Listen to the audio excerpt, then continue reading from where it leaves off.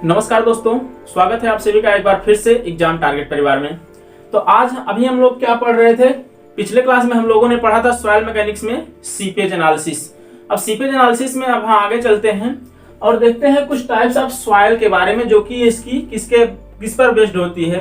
पहला पोरोसिटी पर और दूसरा क्या, इसकी परमिएबिलिटी पर। तो पोरोसिटी और परमिएबिलिटी के आधार पर हम सॉइल को चार कैटेगरी में डिवाइड कर सकते हैं। पोरोसिटी यानी कि ये पोरस मटेरियल हो, और दूसरा ये क्या हो, परमिएबल हो। ठीक है, तो इसके आधार पर हम चार प्रकार की कौन कौन सी सॉइल डिफाइन करते हैं। पहली हमारी क्या हो जाती है? पहली हो जाती है एक्वीफर। ठीक है, और दूसरी जो होती है वो क्या होती है? एक्विटार्ड।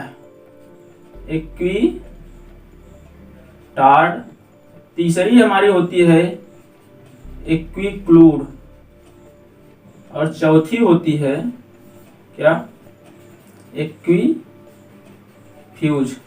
अब इसके आधार पर हम मतलब कैसे डिफाइन करते हैं अभी आपको बता रहे हैं। देखिए, जो हमारा एक्वीफर होता है वो क्या होता है? वो पोरस मटेरियल भी होता है और परमिएबल भी होता है। अब पोरस होने का क्या मतलब होता है? पोरस होने का मतलब यह है कि ये अपने अंदर वाटर को आने की परमिशन देता है। मतलब अगर कोई मटेरियल एक्वीफर है तो वाटर उसके अंदर प्रवेश कर सकता है, और अगर कोई मटेरियल क्या परमिएबल है तो वाटर उसके अंदर आने के बाद बाहर भी निकल सकता है। तो एक्वीफर जो होता है उसमें ये दोनों कैटेगरी होती है।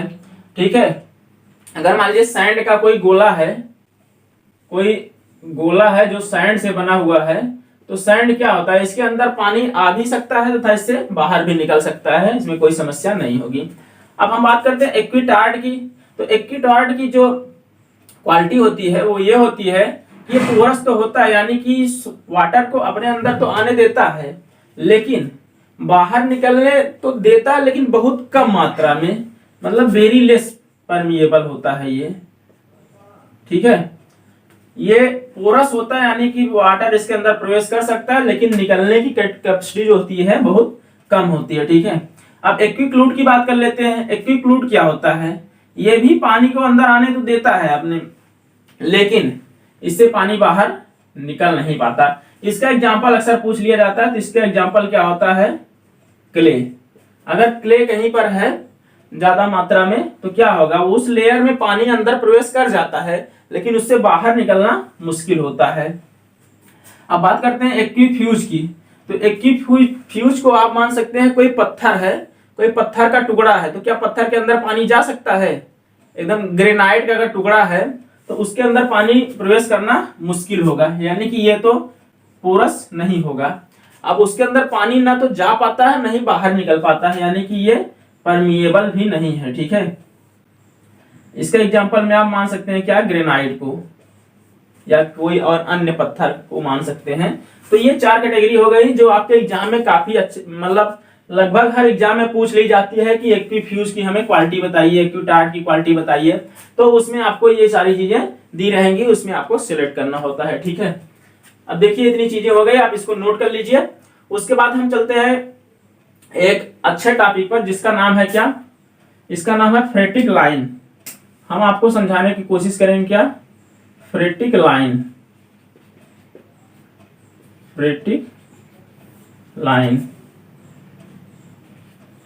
तो फ्रेटिक लाइन क्या होती है?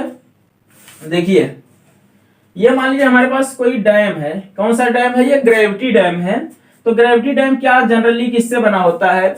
मतलब अर्दन डैम है ये। तो अर्दन डैम है तो क्या होगा? मान लीजिए यहाँ पर ये अप स्ट्रीम साइड है, ये अप स्ट्रीम साइड है, और ये इधर क्या है? डाउन स्ट्रीम साइड है। तो हमारे पानी की फ्लो करने की टेंडेंसी क्या होती है? अप स्ट्रीम से डाउन स्ट्रीम की फ्लो करने की टेंडेंसी होती है। लेकिन यहाँ पर देखिए अप स्ट्रीम साइड में यहाँ तक पानी भरा हुआ है। एक तो ये कर सकता है ये सीपेज करके नीचे से जाए, ठीक है, जो हमने कल आपसे बात की थी। और दूसरी कंडीशन होती है कि अर्दन डैम में क्या होता है? डैम के अंदर अंदर पानी सीपेज करके इधर की तरफ जाने की कोशिश करता है। ठीक है, तो अगर मान लीजिए यहाँ तक पानी भरा हुआ है, यहां से पानी क्या करेगा? जितने भी इसको पोरस मिलेंगे वहां से पानी क्या होगा? सीपेज करके इसके अंदर प्रवेश करेगा तथा नीचे से या इधर से कहीं से भी निकलने की कोशिश करेगा। तो ये क्या बना देते हैं, ये अगर हम इनको माने तो एक प्रकार से ये क्या धारा की लाइन बना देते हैं, एक एक लाइन, ये अगर हम एक लाइन माने तो ये धारा की लाइन होती है। तो इसमें जो सबसे ऊपरी लेयर होती है हमारी वाटर फ्लो की, ठीक है, तो ये वाली लाइन जो कहलाती है, इसी को हम क्या नाम दे देते हैं, इसी को हम नाम दे देते हैं फ्रेटिक लाइन। फ्रेटिक लाइन। अब ये फ्रेटिक लाइन क्यों इतना इंपॉर्टेंट है? फ्रेटिक लाइन इतना इंपॉर्टेंट इसलिए है क्योंकि इसी के आधार पर हम ग्रेविटी डैम से काफी सारी चीजें इसकी क्वालिटी को पता करते हैं। जैसे इसकी क्वालिटी में क्या क्या आती है, देखिए, अगर हम फ्रेटिक लाइन की क्वालिटी की बात करें,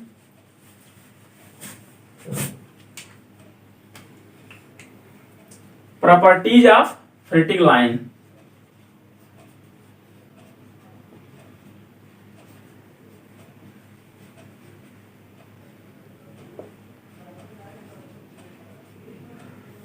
देखिए ये जो फ्रेटिक लाइन है इससे काफी सारी चीजें डिफाइन होती हैं। उसमें पहला हमारा क्या है, इसकी पहली प्रॉपर्टी क्या है फ्रेटिक लाइन की, कि फ्रेटिक लाइन के नीचे की जो सॉइल होती है अर्दन डैम में, वो क्या होती है, सेचुरेट होती है।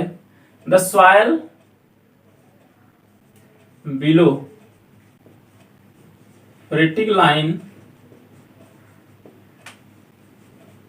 इज सैचुरेटेड, ठीक है। अब अगर ये सैचुरेट है तो क्या होगा, इसके ऊपर मतलब यहां से लेके इसके नीचे हर जगह पानी है, तो इस पानी के कारण क्या होगा, इसमें हाइड्रोस्टैटिक प्रेशर भी होगा। तो दूसरी प्रॉपर्टी क्या हो जाती है, the dam below phreatic line, मतलब dam part of dam below phreatic line, part of dam below phreatic line is under hydrostatic force.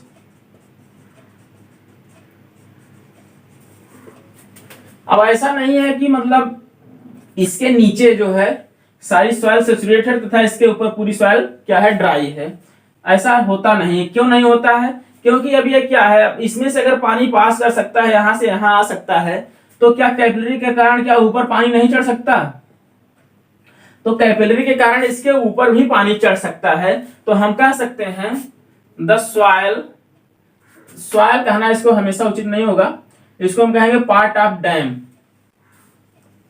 Part of dam above phreatic line is also saturated, is also saturated due to क्या, capillary action. Capillary action के कारण इसके ऊपर की soil भी saturate होती है, लेकिन फ्रेटिक लाइन के ऊपर जो होता है हमारा प्रेशर जो होता है वो हाइड्रोस्टैटिक प्रेशर नहीं होता, उसके ऊपर क्या होता है, इसके ऊपर एटमॉस्फेरिक प्रेशर होता है। The dam under atmospheric pressure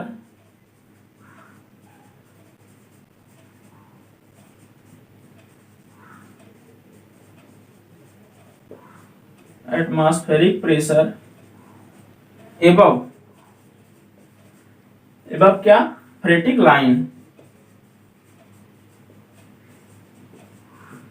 तो इतने सारे पॉइंट हो गए, इसमें से ये वाला पॉइंट काफी इंपॉर्टेंट है कि फ्रेटिक लाइन जो होती है इसके ऊपर कौन सा प्रेशर काम करता है, तो इसके ऊपर एटमॉस्फेरिक प्रेशर काम करता है, ठीक है। अब यहाँ पर एटमॉस्फेरिक प्रेशर काम करेगा तो यहाँ पर हाइड्रोस्टैटिक प्रेशर क्या हो जाएगा, हाइड्रोस्टैटिक प्रेशर जो होता है वो 0 होगा। तथा एक और इंपॉर्टेंट पॉइंट जो एग्जाम में पूछा जाता है वो इस पॉइंट पूछा जाता है, यानी फ्रेटिक लाइन पर पूछा जाता है। अब देखिए फ्रेटिक लाइन के नीचे क्या हाइड्रोस्टैटिक प्रेशर है, इसके ऊपर एटमॉस्फेरिक प्रेशर है, तो यहाँ पर फ्रेटिक लाइन पर हाइड्रोस्टैटिक प्रेशर कितना होगा, तो फ्रेटिक लाइन से ही तो हाइड्रोस्टैटिक प्रेशर शुरू हो रहा है, यानी कि इस पॉइंट पर, इस लाइन पर हाइड्रोस्टैटिक प्रेशर क्या होगा, 0 हो जाएगा। तो इसको आप 5वें पॉइंट पर लिख सकते हैं, हाइड्रोस्टैटिक प्रेशर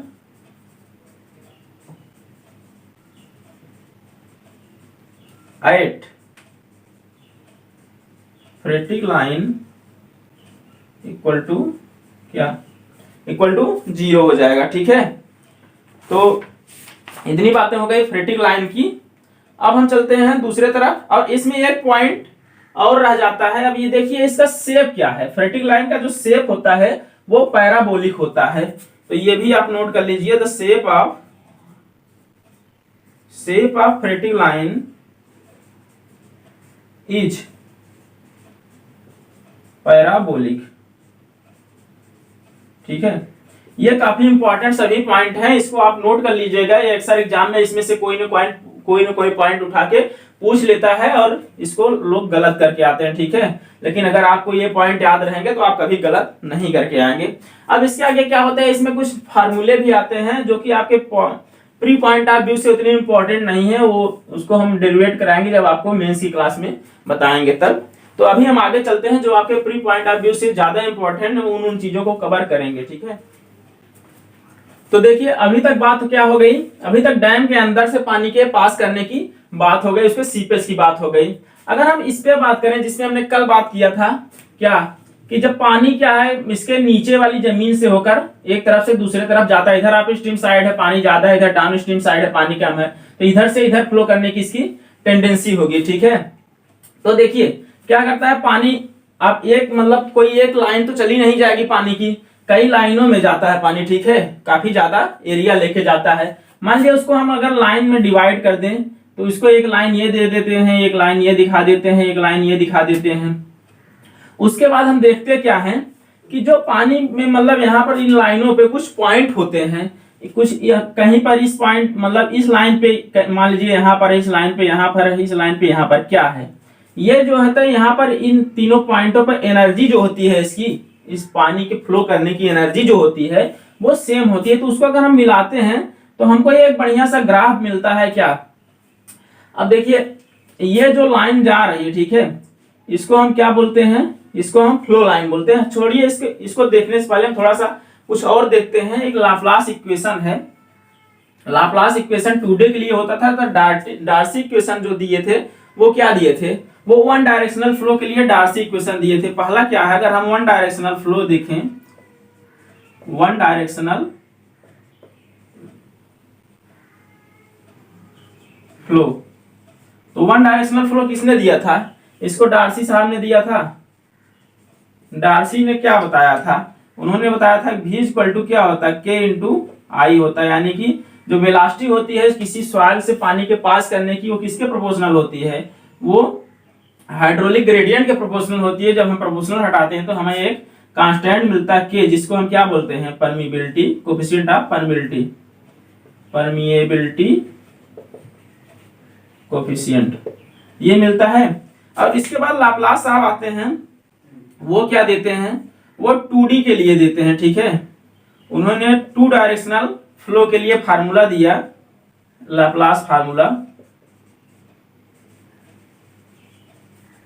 ये क्या बताते हैं, ये बताते हैं कि जो हमारी वेलोसिटी होती है, ठीक है, उसका x डायरेक्शन में डेरिवेटिव, यानी कि dv upon dx plus y direction में डेरिवेटिव क्या, dv अपॉन dy का मान क्या होता है, 0 होता है। ठीक है, अब यहां से हम देखते हैं कि इसमें क्या है, dv upon dx, dv upon dy है। अगर यहां से v का मान हम रख दें क्या, k इंटू आई, जो कि हमें कहां से पता चलता है, डार्सी लॉ से पता चलता है। लेकिन बात यह है कि यहाँ पर x डायरेक्शन में है, यहाँ पर y डायरेक्शन में है, तो k भी जो है हमारा चेंज हो जाएगा। x डायरेक्शन के लिए kx हम ले लेंगे तथा y डायरेक्शन के लिए ky ले लेंगे। तो इसको कुछ इस प्रकार से लिख सकते हैं, d upon dx, d dx आप क्या हो जाएगा, kx into I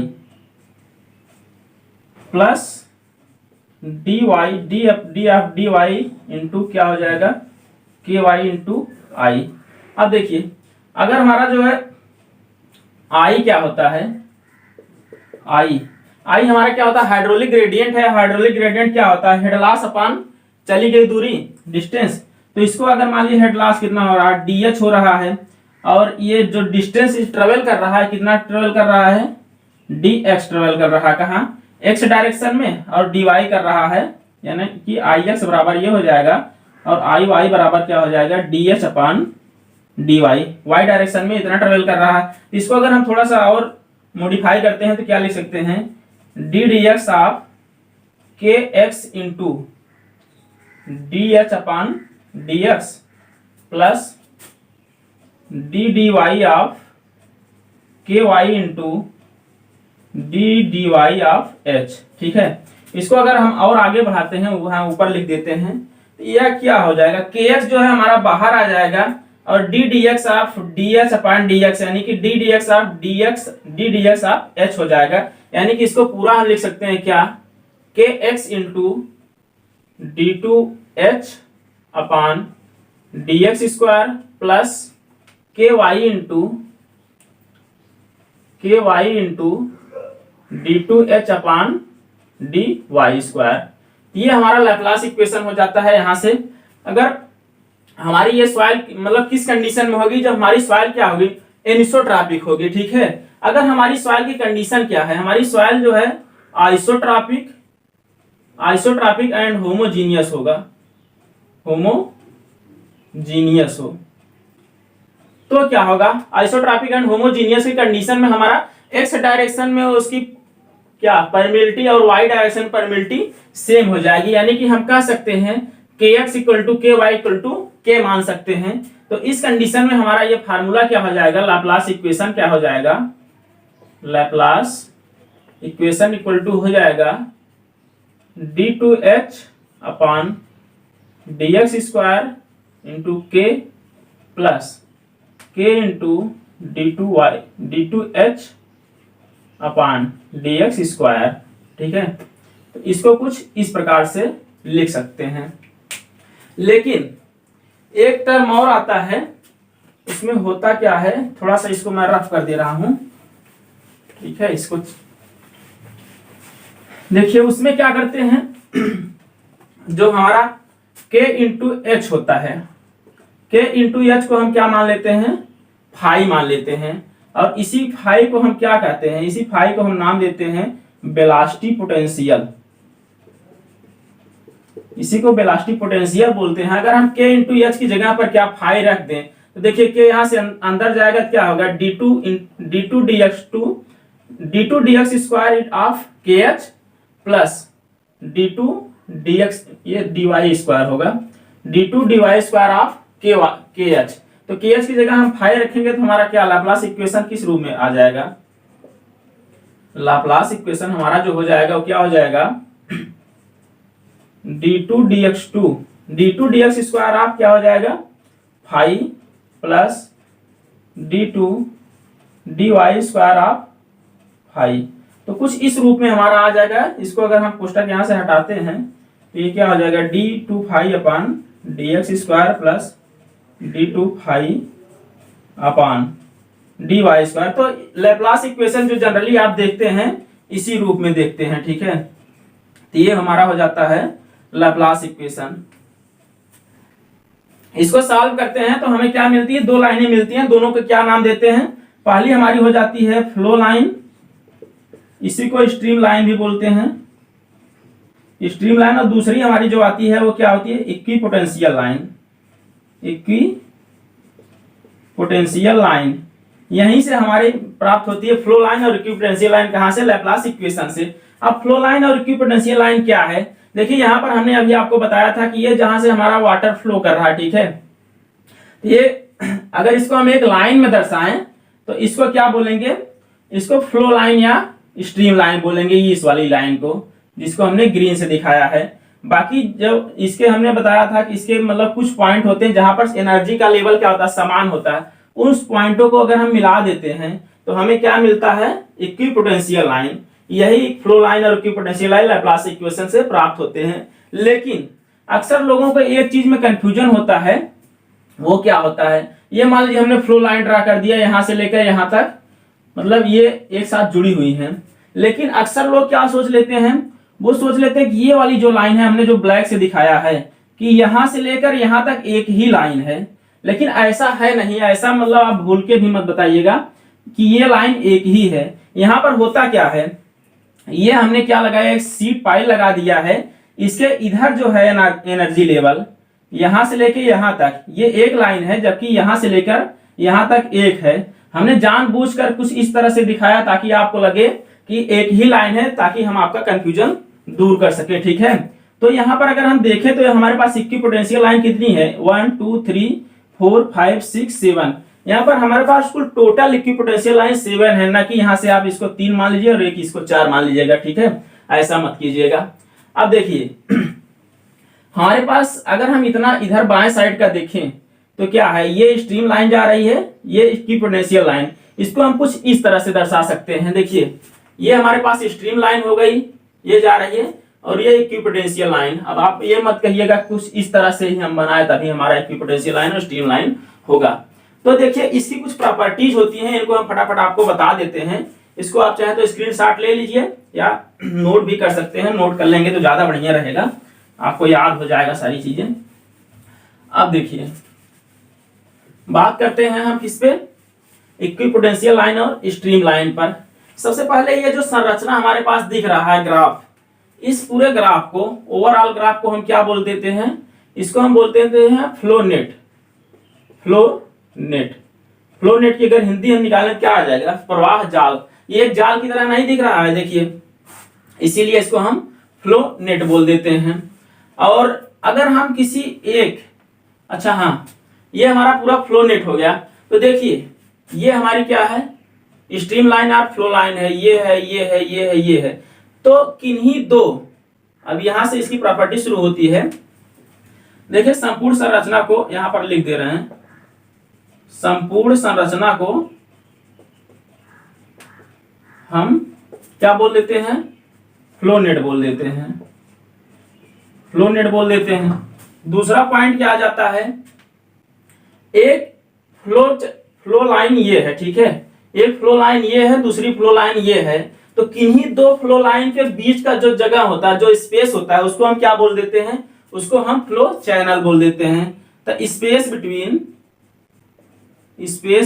to flow lines, space between two flow line क्या बोल देंगे हम, फ्लो चैनल बोल देंगे। और इधर देखिए हमारी वर्टिकल में क्या दिख रही है आपको, इक्विपोटेंशियल लाइन दिख रही है। तो इक्विपोटेंशियल लाइन के बीच के जो स्पेस होता है उसको क्या बोल देते हैं, मतलब space between two equipotential line, equipotential line को क्या बोल देते हैं, पोटेंशियल ड्रॉप बोल देते हैं। इसको पोटेंशियल ड्रॉप क्यों बोलते हैं, देखिए हमने आपको बताया था एनर्जी का जो मिलाने वाली लाइन होती है, सेम एनर्जी को, वो क्या होती है, पोटेंशियल लाइन होती है। तो अगर नीचे उसके हम देखेंगे तो उससे मतलब इसके बाद कुछ ना कुछ उसका एनर्जी कम हुआ रहेगा, उसमें एनर्जी डिस्ट्रीब्यूशन हुआ रहेगा। तो क्या होगा, यहां से यहां तक जो एनर्जी अंतर होता है उसी को हम क्या बोलते हैं, पोटेंशियल ड्रॉप बोल देते हैं, ठीक है। तो दो पोटेंशियल लाइन के बीच का जो स्पेस होता है उसको हम बोलते हैं पोटेंशियल ड्रॉप। और देखिए एक पोटेंशियल, एक मतलब फ्लो लाइन जा रही है और एक इधर से क्या आ रही है, इक्विपोटेंशियल लाइन। तो किन्हीं दो फ्लो लाइन और किन्हीं दो इक्विपोटेंशियल लाइन के बीच का जो स्पेस होता है, यानी कि ये वाला स्पेस, यहाँ देखिए दो फ्लो लाइन है और दो इक्विपोटेंशियल लाइन है, इसके बीच का जो स्पेस है, ये वाला पूरा एरिया, इसको हम क्या नाम देते हैं, इसको नाम हम दे देते हैं क्या, फ्लो फील्ड, फ्लो फील्ड। तो इसको आप नोट कर लीजिए।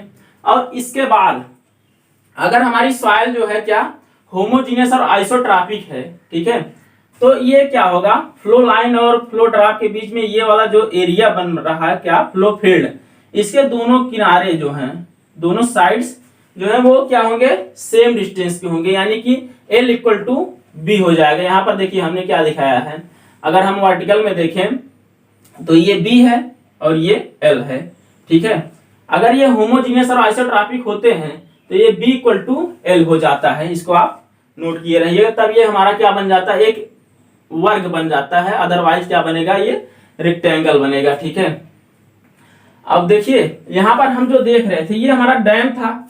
डैम क्या ऐसा डैम बनाते हैं हम, तो ऐसा डैम तो बनाते नहीं है। ये क्या है हमारा डैम का जो है ये साइड व्यू है, ना कि हमारा फ्रंट व्यू है, ठीक है। तो साइड व्यू से मान लीजिए हमारी कोई सॉइल थी, मतलब मिट्टी थी जिसमें से पानी फ्लो कर रहा था, तो हमने क्या किया, उसको एक मतलब काट दिया एक किनारे से, ठीक है, काट के एक तरफ की मिट्टी हटा दी पूरा। तो अब हम देख रहे हैं साइड से कि इसमें से फ्लो कैसे कैसे हो रहा है, ठीक है। तो ये हमारा साइड व्यू है। तो साइड व्यू के आधार पर देखिए होगा क्या कि ये हमारा बी है, ये एल है, लेकिन अगर हम इसके अंदर जाएं, हमारा पानी फ्लो किसमें से करेगा, पानी फ्लो करने वाली जो एरिया होगी वो क्या होगी, एल इंटू बी नहीं होगी, वो कुछ इस तरह से हम क्या दिखाएंगे, उसको 3D में दिखाएंगे, तब आपको पता चलेगा कि जो फ्लो करने वाली एरिया होती है वो कुछ ऊपर उभर कर आती है, ठीक है, तब इधर से ऐसे पानी फ्लो करता है। तो अगर हम फ्लो करने वाली एरिया को निकालें तो हम जनरली क्या ले लेते हैं, उसको यूनिट एरिया मतलब यूनिट डिस्टेंस तक लेते हैं, ठीक है। यूनिट डिस्टेंस लेने का मतलब है कि अगर हम उसकी एरिया निकालें ए, तो उसको हम क्या लिख देंगे, बी क्रॉस 1, ठीक है। तो ये हमारा हो गया फ्लो नेट, फ्लो फील्ड, और मतलब ये सारी चीजें हो गई। अब इसको हम ज्ञात क्यों कर लेते हैं, इसके आधार पर क्या निकालते हैं, तो इसके आधार पर कुछ चीजें हैं जिसको हम निकालते हैं। उसमें से पहला हमारा क्या आ जाता है, पहला हम डिस्चार्ज ज्ञात करते हैं इसके आधार पर। दूसरा क्या है, दूसरा सीपेज प्रेशर ज्ञात करते हैं, सीपेज प्रेशर ज्ञात करते हैं। तीसरा पॉइंट जो आता है वो क्या है, अब सीपेज हो रहा है किसी डैम के नीचे से, डैम पर अपलिफ्ट प्रेशर लगेगा, तो इसके आधार पर ही हम अपलिफ्ट प्रेशर ज्ञात करते हैं।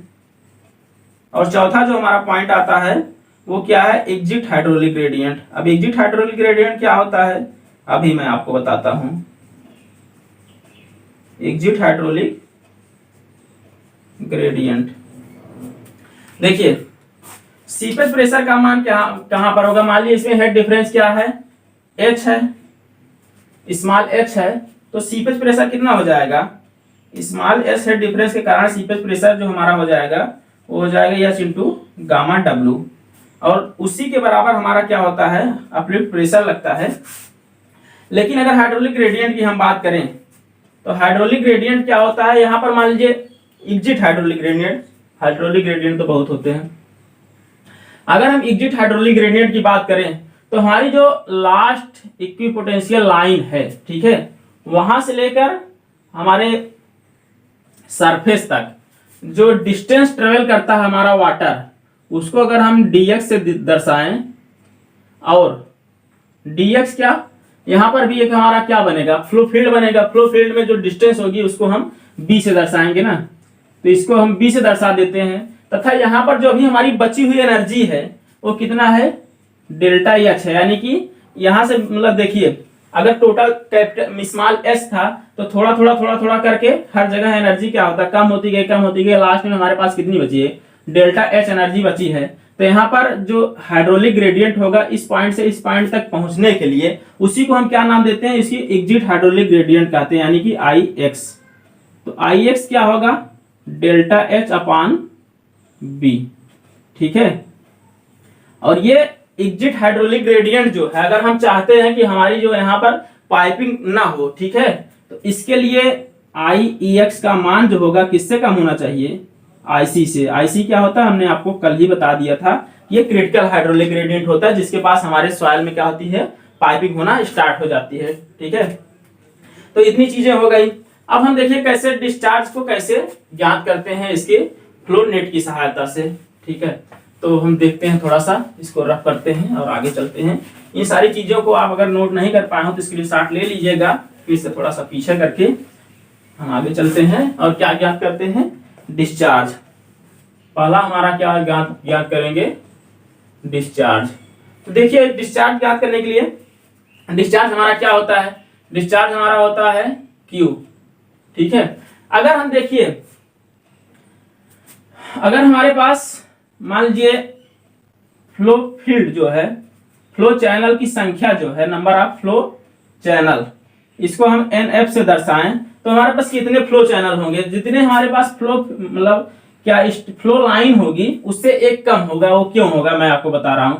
मान लीजिए देखिए एक फ्लो लाइन हमारी ये हो गई, एक फ्लो लाइन ये हो गई, एक फ्लो लाइन ये हो गई। यहाँ पर हमारे पास कितनी फ्लो लाइन दिख रही है, 3 फ्लो लाइन दिख रही है, लेकिन हमारे पास फ्लो चैनल कितने दिख रहे हैं, 1 और 2 फ्लो चैनल दिख रहे हैं। यानी कि हमारे पास जो नंबर ऑफ फ्लो चैनल होते हैं वो कितने होते हैं, नंबर ऑफ फ्लो लाइन यानी कि n-1 होते हैं। ठीक है, इसी प्रकार से अगर हम नंबर ऑफ पोटेंशियल ड्रॉप देखें तो जितने पोटेंशियल लाइन होती है उससे एक कम होता है, तो यानी कि एन डी इक्वल टू क्या हो जाएगा, n-1।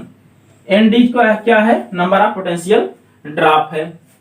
अब देखिए हमारे पास अगर हमें टोटल क्यू निकालना है तो अगर हमारे एक फ्लो चैनल से डेल्टा क्यू डिस्चार्ज पास हो रहा है तो टोटल क्यू किसके बराबर होगा, डेल्टा क्यू क्रॉस क्या हो जाएगा, एन एफ, मतलब जितने हमारे पास फ्लो चैनल होंगे एन एफ हो जाएगा। इसको अगर हम इक्वेशन 1 मान लेते हैं तो देखिए अभी हमें डार्सी इक्वेशन से क्या पता चला था, डार्सी इक्वेशन से हमें पता चला था कि डेल्टा क्यू इक्वल टू क्या होता है, के आई ए। ठीक है, अब इसमें ए कौन सा होगा, ए हमने अभी आपको जो बताया था बी क्रॉस 1, यानी कि हम जब उसको क्या 3D में देखेंगे तो वो वाला हमारे पास एरिया होना चाहिए, यानी कि यहां से क्या निकल के आ जाएगा, ए इक्वल टू हो जाएगा स्मॉल बी क्रॉस 1। आई का मान क्या होगा, आई का मान देखिए अगर हम एक इक्विपोटेंशियल ड्रॉप पर बात करते हैं तो देखिए हमारे पास अगर इक्विपोटेंशियल ड्रॉप, ठीक है, एन डी है और टोटल हेड क्या है, एच है, तो किसी एक ड्रॉप में, ठीक है, एक इक्विपोटेंशियल ड्रॉप में कितना मतलब टोटल हेड आएगा, उसको हम इसमें से अगर एन डी से भाग दे देते हैं तो वो निकल के आ जाएगा, इसको हम मान लेते हैं क्या, डेल्टा एच। ठीक है, अब आई क्या होता है, आई इक्वल टू हो जाएगा डेल्टा एच अपान ये वाली जितनी दूरी ट्रेवल किया है, इसने कितनी दूरी ट्रेवल किया है, इसको हमने क्या किस दिखाया था, एल से दिखाया था, और ये वाला क्या था, बी था। ठीक है, तो डेल्टा एच अपान एल हो जाएगा आई का मान। देखिए यहां से क्या हो गया, आई का मान आ गया, ए का मान आ गया। अब हम इसको डेल्टा क्यू में रख देते हैं तो डेल्टा क्यू बराबर क्या आ जाएगा, K cross delta h upon L cross ए का मान क्या है, बी क्रॉस 1। इतनी चीजें हो गई किसके लिए, एक फ्लो चैनल से पास करने के लिए और किसने में, एक इक्विपोटेंशियल ड्रॉप में। ठीक है, तो अगर हम टोटल डिस्चार्ज निकालें क्यू तो क्या करना होगा, हमें इसमें गुणा करना होगा किससे, एन एफ से। तो इसको हम क्या लिख सकते हैं, K cross n f cross delta h upon l into b cross 1। लेकिन अभी देखिए हम क्या निकालें, एक फ्लो चैनल का तो निकाल, मतलब टोटल फ्लो चैनल में से हमारा जितना पानी पास हो रहा है उसको निकालिए, लेकिन अभी भी हम क्या निकाले हैं, केवल एक मतलब एक इक्विपोटेंशियल ड्रॉप के बारे में निकाले हैं। अगर हम टोटल हेड के निकालें तो देखिए टोटल हेड हमारा कहां से आ जाएगा, हमारा डेल्टा एच जो था, डेल्टा एच क्या था, ये टोटल हेड अपान क्या था, इक्विपोटेंशियल ड्रॉप। तो अगर हम यहां से डेल्टा एच का मान रखें तो इसको लिख सकते हैं capital H upon n D ना। तो यहां से इसको हम रिप्लेस करते हैं, हम लिखते हैं क्या, K cross n f cross h upon n d cross l into b cross 1। इसको हम जनरलाइज करें जिस रूप में आप हमेशा इसको देखते हैं, ठीक है, तो वो कुछ इस रूप में आप देखते हैं, वो क्या हो जाएगा, K cross n f upon n d into h into क्या हो जाएगा, बी अपान एल। ये बी क्रॉस 1 था, बी हो गया अपान एल हो गया, ये N f upon n D हो गया, बचा एच, इसको हमने यहां लिख दिया के है। तो ये क्या लिखा जाता है जनरली, के into H N f upon n d into B upon l. ये हमारा पूरा डिस्चार्ज हो जाता है। ठीक है, ये हमारा डिस्चार्ज का फार्मूला होता है जो कि कई तरीके से पूछ लिया जाता है आपसे एग्जाम में। अक्सर कई बार तो ये फार्मूला डायरेक्ट आपसे पूछ लिया जाता है, लेकिन यहाँ पर जो हम बी अपान एल देख रहे हैं, ये बी क्या है, बी हमारी ये वाली डिस्टेंस है, हॉरिजॉन्टल डिस्टेंस, और एल जो है वर्टिकल डिस्टेंस है। ये किस कंडीशन में होता था, हमने बताया था ये किस कंडीशन में होगा, एनिसोट्रॉपिक कंडीशन में, एनिसोट्रॉपिक एंड नॉन होमोजीनियस। लेकिन जब हमारी सॉइल क्या होती है, होमोजीनियस एंड आइसोट्रॉपिक होती है, तो बी एंड एल का मान क्या होता है, सेम हो जाता है, बी बराबर एल हो जाते हैं, यानी कि इसका मान टोटल कितना हो जाएगा, 1 हो जाएगा।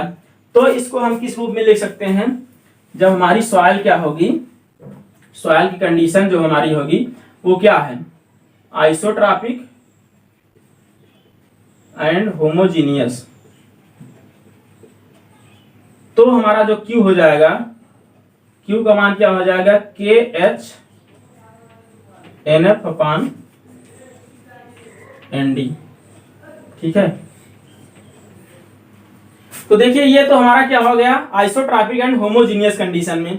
लेकिन हमारे पास ये कौन सी कंडीशन थी, जब आइसोट्रॉपिक और होमोजीनियस कंडीशन ना हो, यानी कि एनिसोट्रॉपिक कंडीशन हो, तो उस समय क्या हमारा K जो है, K चारों दिशाओं में समान होगा, तो उस समय K भी तो समान नहीं होगा। तो K हम कैसे निकालते हैं, कैसे हम K x K y को केवल K रख दिए, तो इसको कुछ इस तरीके से निकाल लेते हैं। पहले K जो है हमारा होता है, अगर मान लीजिए हम 2D फ्लो में देख रहे हैं, ठीक है, तो 2D फ्लो में हमारा क्या क्या आएगा, kx आएगा, ky आएगा, तो उसका हम क्या ले लेते हैं, रूट ले लेते हैं।